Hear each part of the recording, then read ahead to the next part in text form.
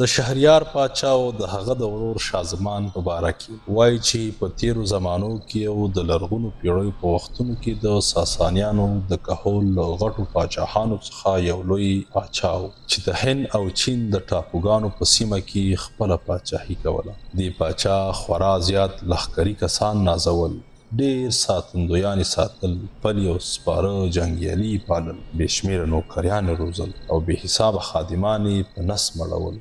د تلوی خدای جل جلاله 2 ګلالي زامن ورکړي وو چې یوې مشر او هغه بلې په عمر کې کشر وو. دوی دواړه خورا زړور شهزادګان او میړني سربازان، خو دا مشر چې شهریار نومېده په سرتیري او میړانه کې تر کشر زیات کمندري او ډیر پیاوړی و. د پاچا مشر زوی د پلار تر مړینې وروسته په ملک کې پاچا شو او د هغه پر ځای یې کېناستی.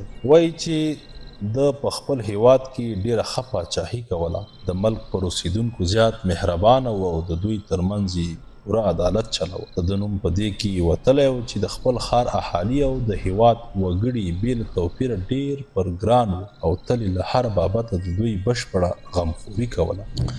کشر ورور بیا شاه زمان نومېدی چې هغه هم د مشر ورور په څیر د سمرقند پر سیمه خپله پاچاهي چلوله. دواړه ورونه په خپلو ښارو کې خوښ خوشحاله اوسېده او د پوره برابرۍ په اساس یې د ملک پر رعیاتو باندې خپل حکومت کاوه. په دې منځ کې پوره 20 کاله زمانه تېره شوه چې دې ورونو یو د بله سره ونه لیده.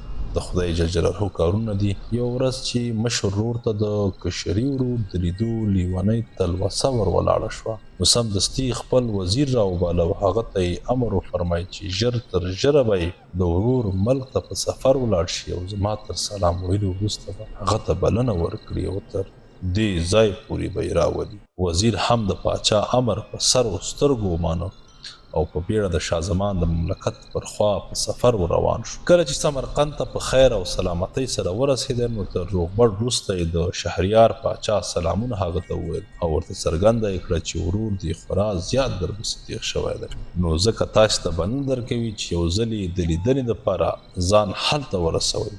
شاه زمان په دې ناڅاپه زیري زښته ډیر وغوړېدی او په زیاته خوشحالۍ سمدستي د تلو دپاره چټکه تیاري ونیوله چې مخ دې راګرځاوه. تر ښار د باندې د سفري کاروان دپاره خیمې ودرېدې، په روښانو زرینې کتې واچولی شوې، قاطرې په سوغاتو باندې بار شوې او نوکران له ډلو ساتندویانو سره چې رنګینې او سنګینې جامې اغوستې وې د تیارسۍ په حال کې امر ته چمتو ودرېده. شاه زمان نو د رهي کېدو په وخت کې خپل وزیر ته واک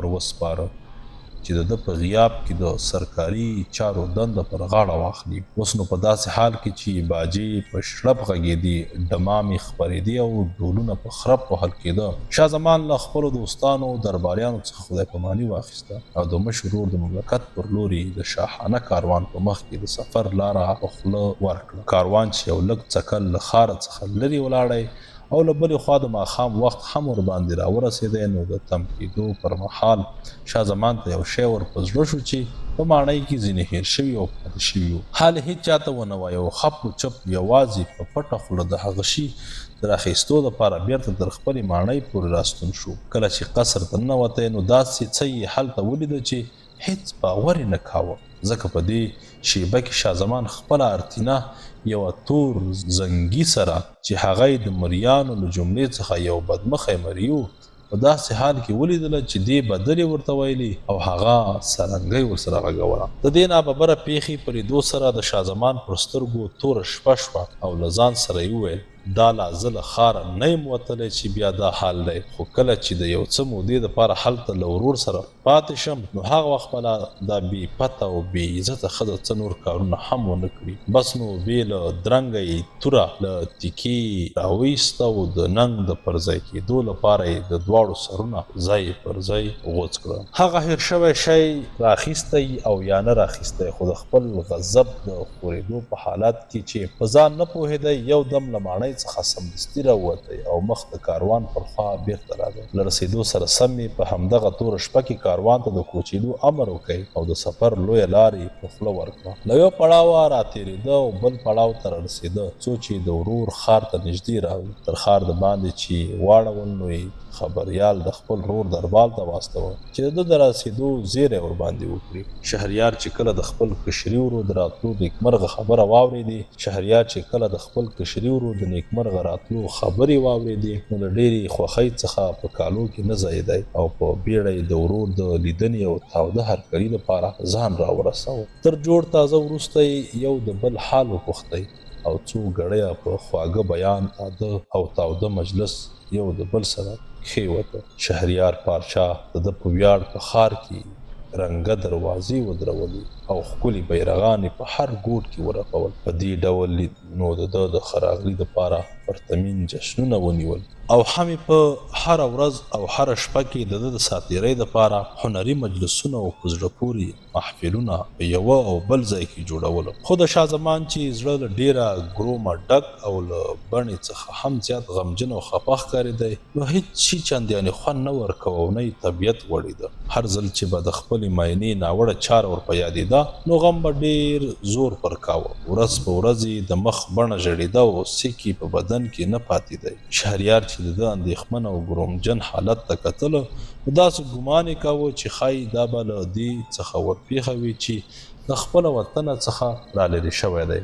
ځکه یې نو دی خپل خیال ته پرېښی و او په دې باب یې د هغه خوله نه پلټله. خو یو ورځ د خبرو په منځ کې شهریار ورته یاده کړه وروره زه چې تا ته ګورم د بدن سک دې ختلی دی او د بڼې رنګ دې لکه زعفران غوندې ژیړ ګرځېدلی دی. دوی په جواب کې تش دومره خبره وکړه چې وروره دک مې ټول دننه دی او نور یې نو د خپلې ورپېښې واقعې په باره کې څه بیان ورته ونه وایه. خو د دې لپاره چې د شاه زمان پام لږ څه په بله شي او ګروم یې له زړه څخه ووځي نو یو ورځ شهریار ورته وویل زه غواړم چې ته له ما سره یو ځای د باندې میلې ته ولاړ شي. هلته به ښکارونه سره وکړو او ماهیان به سره ونیسو.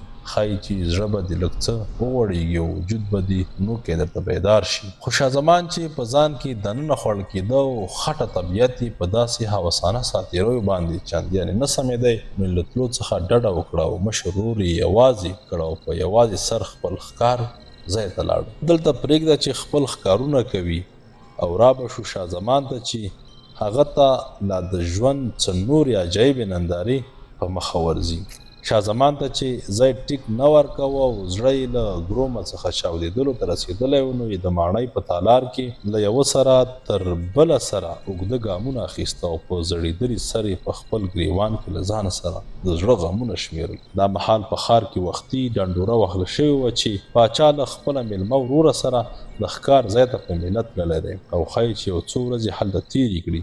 خو په دې څوک نه و خبر چې شاه زمان د میلې له تګه څخه ډډه کړې وه او له ماڼۍ څخه نه وتلی. د ماڼۍ تالار یو شمېر کړکیانې درلودې چې لاندې د ګلبڼ ښکلې منظرې له هغو څخه لیدل کېدای شوې. شاه زمان چې په خپلو غمجنو چورتونو کې ډوب تللی و او د یوې کړکۍ له خوا یې د بڼ د فوارو ګلانو د نندارو سیل کاوه نو که ګوري چې ناڅاپه د ګلبڼ دروازه پرانیستل شوه او له اخوا څخه 20 مینځیان یو 20 مریان د بڼ میدانۍ ته راغله چې د ده د ورور اسپویلي او د ناوې په څېر شرنګولې بیبي د ټولو په منځ کې په ناز او نخرو را رهي وه. دوی ټولو چې خورا ګلالي لباسونه اغوستي وو او ځانونه یې ښه پرچم سینګار کړي وو نو د حورو او غلمانو په څېر د خوښیو او مستیو یوه مرغوبه ژوندۍ منظره د سترګو په وړاندې تمثیلوله. ګرده د فوارو خواته راغله او کله چې له لباسي ښکلا څخه طبیعي لوڅتیا ته په ډېره اشتها سره راووتلو په دې وخت کې د پاچا ملکي خپل یار د مسعود په نامه ځان ته راوباله. د دې د رابللو له غږه سره یوه عجیبه بلا تور مری راښکاره شو چې یو د بل سره یې په غېږ کې ټینګ ونیول او لکه څنګه چې پوهېږي په ډېره مینه سره غاړه په غاړه شو. ټوله ډله تر علایي ماښامه پورې د ساز، اواز، نڅا، ګډا او برګیامۍ په داسې حال چړچو کې غوټه وه چې مؤمنانو ته پر دې دنیا ناروا او په هغه بله دنیا کې بیا ورته روا دي. خو ابدي او خفه شاه زمان چې دا بد حال د خپل سر پر سترګو د ورور په کور کې ولیدې نو یې ځان ته وویل په خدای چې دا ناوړه بده ورځ خو زما تر بدې پیښې لا ډېره کرکجنه وه. له دې سره د ده د ننګ خروغ ښکته شو او غم یې پر یوه مخ له زړه څخه ووتی. د شاه زمان چې لږ څه سر ته راغی نو په لوړ اواز یې ځان ته وویل چې دا کرغېړنه واقعه خو والا زما تر بدمرغۍ ډېره غټه وه او له دې سره جوختې مزاجي حالت عادي حالت ته راوګرځېدی. د مخه چې نه څه خوړل او نه یې څه څښل خو اوس یې هم په خوړلو او هم په څښلو سمه دمه شروع وکړه. تر هغه وروسته چې شهریار پاچا بیرته د ښکار له میلې څخه کور ته راغی نو یې له خپل ورور سره د غېږې تاوده روغبړونه وکړل او په دې ترڅ کې یې ولیدل چې شاه زمان بڼه ځای ته راغلې ده او په څېره کې تازه سرخي پیدا شوې ده. همداراز ورته څرګنده شوه چې پخوا خو له خوراک او څښاکه لوېدلی وي اما اوس بیا په داسې مزه مزه خوراکونه او څښکونه کوي چې نه یې د ډوډۍ ګولۍ او نه یې د شربتو پیالې شمېرل کېږي. دغه ناڅاپه بدلون شهریار پوښتنې ته وهڅاوه او نو ځکه یې شاه زمان ته وویل ما خو ته لیدلی چې د مخ رنګ دی ورځ په ورځ زړېدی خو اوس چې دی بیا وینم په بڼه کې دی ځوانه سرخي پیدا شوې ده او صحت دې ډېر سم شوی دی. که مې د دغې خبرې په سر او سور باندې سم دم پوه کړې ډېره به ښه وي. شاه زمان په داسې حال کې چې یو څه تللی غوندې شو په جواب کې ورته راغبرګه کړه تر کومه ځایه چې زما خبره زما د څېرې د رنګ د زیړېدو یا خرابېدو سره اړه لري نو زه یې تا ته وایم اما دا چې زما بڼه بیرته ځای ته راغله دا خبره زما د رنګ د سره کېدو سره اړه لري نو زه یې له بیانولو څخه بخښنه غواړم. شهریار ته چې د خپل ورور بیان مرموز غوند وایسېدی نو یې ورسره ښه کړه چې لومړی غواړم له تا څخه واورم چې ولې دې د رنګ بڼه ژړه اوښتې وه او ولې دې سیک له وجود څخه وتلی و. شاه زمان نو خپل بیان له دې ټکي څخه ورته راوموښاله. زما ګران او عزتمند وروره تاسې چې کله خپل وزیر له دې مهربانې بلنې سره ما ته راولېږئ چې ستاسې ولیدو ته راشم نو ما سره سمدستي ترتیبات ونیول او له ښاره څخه د دې نیکمرغه سفر په نیت راووتم. خو څو شېبې وروسته په لار کې را په یاد شو چې په شاهي ماڼۍ کې هغه ملغرل له ما څخه هېره شوې وه چې غوښته مې تاسې ته یې په سوغات کې راوړم.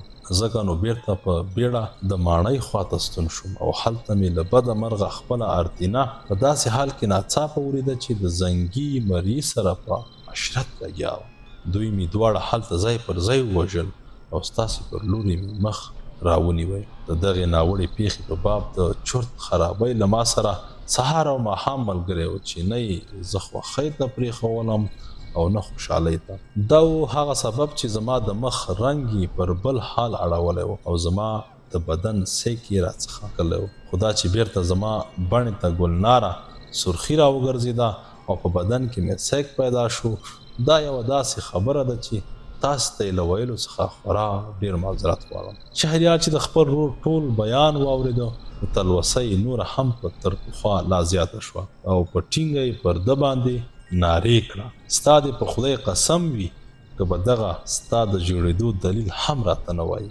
شاه زمان چې بله چاره ونه لیده نو د خپل ورور په ماڼۍ کې ټول لیدلی او کتلی حال هم سر تر اخره ده ته ووایه. نو د دې قصې له اورېدو سره شاه زمان ته څرګنده کړه زه غواړم دغه ټوله پیښه یو ځلې بیا په سر سره په خپلو سترګو ووینم. شاه زمان ده ته وویل داسې اوازه ګډه کړه چې ګویا ته د ښکار د کولو او د ماهیانو د نیولو دپاره یوه لرې ګوټ ته څو شپې په میله تللی او په دې وخت کې نو دلته پټ له ما سره په ماڼۍ کې غلی پاتې شه څو په خپله د سر په سترګو دغه ما درته ویلی حال وګوري او وویني. د پاچا دغه چم خوښ شو او نو سمدستي په ښار کې ډنډوره وګرځوله چې دی د څو شپو دپاره ښکار ته په میله ځي. د دې میلې په پلمۍ سرتیري ساتندویان له خیمو سامانو سره یو ځای تر ښار د باندې تلو دپاره چمتو کړل. وروسته شهریار هم ورپسې ورو او په یوه خیمه کې واړول.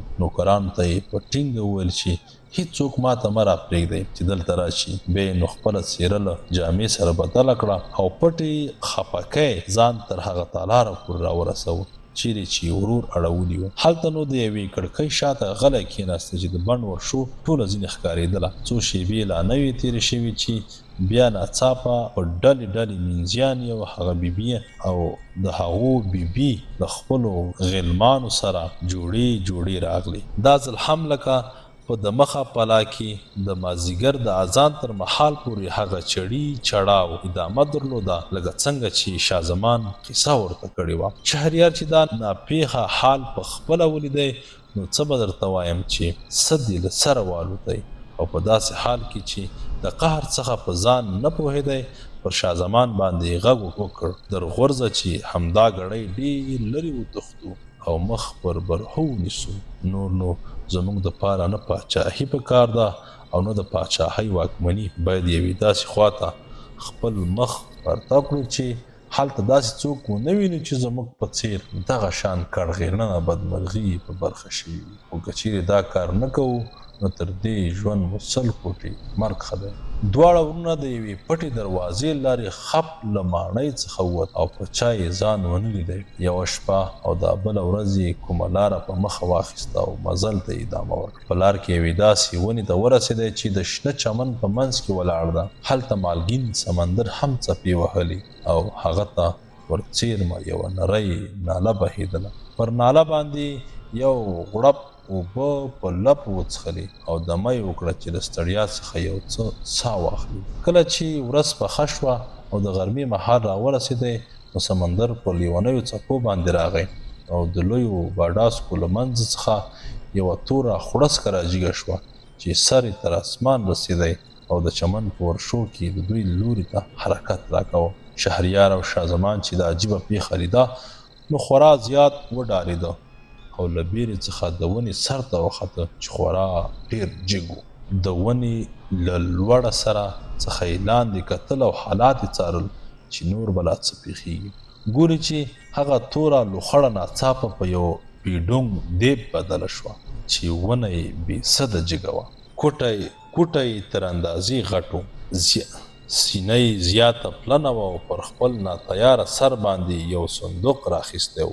دیب له سمندره څخه وچې ته راوخوت او د هغې ونې خواته راغی چې دواړه ورونه یې سر ته ختري او هلته غلي وو. دیب چې کله هلته تر همدې ونې لاندې کېناستی نو صندوق یې له سره څخه لاندې کېنوی. کله چې هغه پرانیست نو یو داسې ګلالی بکس یې ځینې راویست چې په نقش و نګارې سترګې نه مړېدې. د بکس سر چې ورپورته کړه نو له هغه څخه یوه داسې ګلاندامه نجلۍ راووته چې د مخ ښکلا یې د لمر په څیر ځلېدله. دیب نجلۍ ته خپلې بدنمایه سترګې ورواړولې او ورته یې وویل: ای د نیک ذاتو بیبي، ته چې ما د واده په لومړۍ شپه راتښتولې، غواړم چې دلته په خوب یوه سترګه خوږه کړم. له دې خبرې سره سم دیب خپل پنډوس سر د نجلۍ پر نازکو زنګنو باندې کښېنوی او خره په درانه خوب کې کېوتی.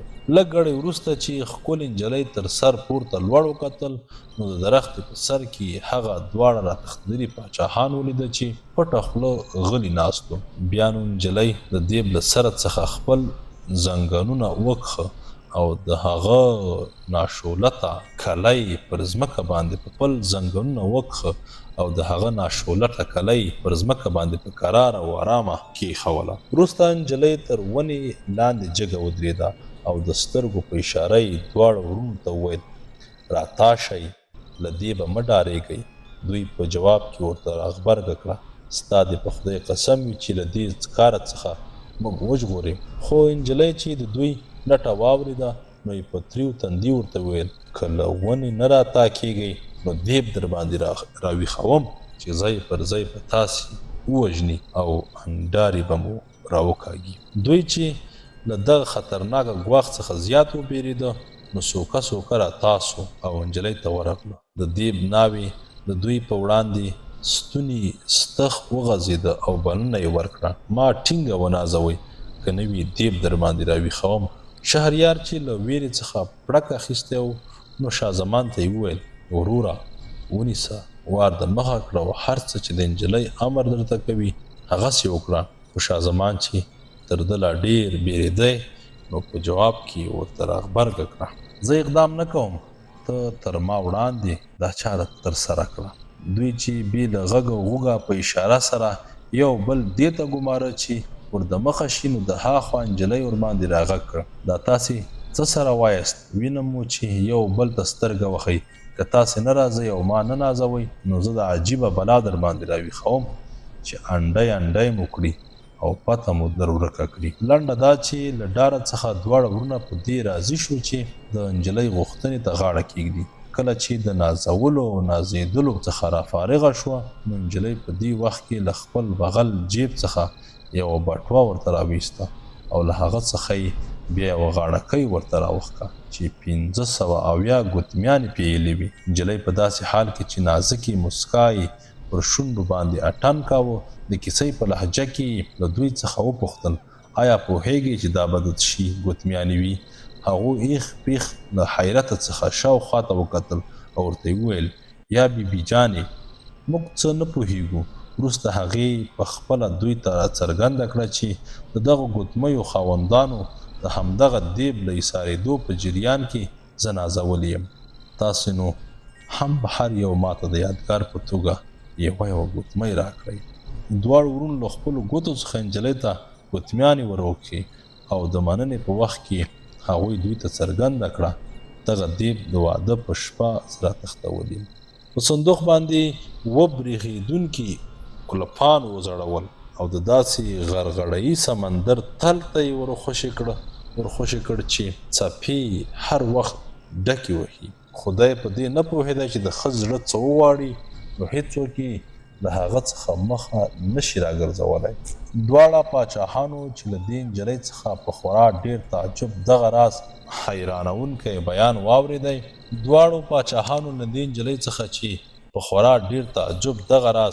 حیرانونکی بیان واورېدی نو یو بل ته په ځیر سره وکتل او ویې ویل دې تیب ته خو وګوره چې تر موږ لا ډېره بده ورپېښه ده. دغه راز بدمرغي به د هېچا برخه شوي هم نه وي. همدا شېبه یې له نجلۍ څخه رخصت واخیستی او نورو تښتېدو له نیته څخه وګرځېده. دواړه د شهریار پاچا د ملک خواته بیرته راستانه شو. له رسېدو سره سمدستي شهریار سیده خپلې ښکلې ماڼۍ ته ننوت او هلته یې که خپله معاینه وه که مریان وو که مینځیان وو. همدا شېبه یې له نجلۍ څخه رخصت واخیستی او نور نو تښتېدو له نیته څخه وګرځېده. دواړه د شهریار پاچا د ملک خواته بیرته راستانه شو. له رارسېدو سره سمدستي شهریار سیده خپلې ښکلې ماڼۍ ته ننوت او هلته یې که خپله معاینه وه که مریان وو که مینځیانې وي له یوه مخه یې ټول تر خپلې تورې تېر کړه او د ګردو سرونه یې یو دم ورغوڅ کړه. تر دې پسې نو شهریار پاچا له خپلو ښځو سره داسې شدید عناد واخیست چې د ښکاره لیونتوب درجې ته ورسېدی. د دې دپاره چې هم د ده هوس پر ځای شوی وي او هم یې د خپلې نامبدۍ څخه مخه نیولې وي نو یې داسې چل وسنجاوه چې هره شپه به یې د جلبي نوبت یا مقدس خدمت په څېر د ولس په نجونو کې له یوې نجلۍ سره واده کاوه. خو شپه چې به یې ناوې سره تېره کړه سبا ته به یې هغه ووژله. دغه شاهانه حکم پوره 3 کاله وچلېدی څو چې په ښار کې هېڅ ځوانه نجلۍ نه شوه پاتې. د عامو وګړو لوی غاو پورته شو او د چا چې لوڼې پاتې وي او دغه نوبتي مصیبت ورته کتلو نو له خپلو اولادو سره نور سیمو ته وتښتېده او د پاچا له قلمرو څخه یې ځانونه وایسته. ښار د نجونو له نازنینې ښکلا څخه یو مخیزه سپېره سو او پاچا ته دونه څوک نشو ورپاتې چې د ده د شاهانه اشتها د سړېدو دپاره د یوې شپې ځواني مرګه ناوې شي. څرنګه چې حالات د ورانېدو دغې درجې ته ورسېده نو شهریار پاچا خپل وزیر سم د لاسه راوغوښتی او هغه ته یې د امر په غوڅه لهجه وویل چې له معموله سره سم د ده دپاره یوه پیغله نجلۍ پیدا کړي. وزیر چې د ده له حضوره څخه راووتی نو شاوخوا چې هر څه پلټنې او ګروېږنې وکړې خو د یوې نجلۍ درک یې لا هم ونه شایست چې دغه د مرګ واده یا د غم ښادۍ ته یې راوزغلوي. ډېر غمجن خپل ټاټوبي ته راغی او له ګرومه څخه سر په زړېدی او عاجزه او ناهیلې انداز په یوه کونج کې کېناستی ځکه د پاچا له ظالمانه چلند څخه ډېر په وهم کې و او د سختې سزا انتظار یې درلودی. د پاچا وزیر 2 لوڼې درلودې چې مشره یې شهرزاده او کشره یې دنیازاده نومېدله. مشرې خورا زیات کتابونه لوستي وو د لرغونو پاچاهانو د ژوند تاریخي بیانونه او د پخوانیو ولسونو هر راز روایتونه او رنګارنګ حکایتونه ډیر ښه ور معلوم وو. وایي چې دی پوهې نجلۍ د خپل شوق له مخې زر ټوکه داسې غوره اثار راغونډ کړي وو چې په هغو کې د تیرو زمانو د پوهانو، د قدیمو واکمنانو او سرغنه شاعرانو ډیر بیانونه او په زړه پورې حکایت راغلي وو. دی چې په کور کې خپل پلار خوابدی او غمجن ولیدی نو یې پوښتنه پر وکړه: پلاره، په تا څه شوي دي چې داسې ګرمجن او له غمونو څخه ډک اندېښمن ښکاري؟ تا نه دی اورېدلی چې یو شاعر څنګه ښه ویلي دي؟ پلار یې وپوښتل: څه یې ویلي دي لورې؟ په ورین تندي ورته وخندل: هر څه یې چې ویلي وي وا به یې وړې. هغه وایي: ورته وایه هغه چاته چې له ګرومه څه نولیږي، خوابدي ابدي نه ده چرتې ولې پې بندېږي، څنګه چې خوښي ده غم هم هغسې تېرېږي. وزیر چې د خپلې لور څرګندونې واورېدې نو هغه ګرده خبرې ورته بیان کړې چې د پاچا له غوښتنې سره یې اړه درلوده. شهرزاده چې په موضوع سر تر پایه پورې خبره شوه د یوې میړنۍ نجلۍ په څېر یې پلار ته په زغرده وویل: بابکه پلاره، تا ته په خدای قسم درکوم چې ما پاچا ته ور واده کړه او بیا به نو یا زه ژوندی پاتې شم او یا خو به د مسلمانانو د ړونو په فدیه کې ځان دې قربانۍ ته وسپارم، څو یو بل څوک د پاچا له دې افته څخه وژغورل شي.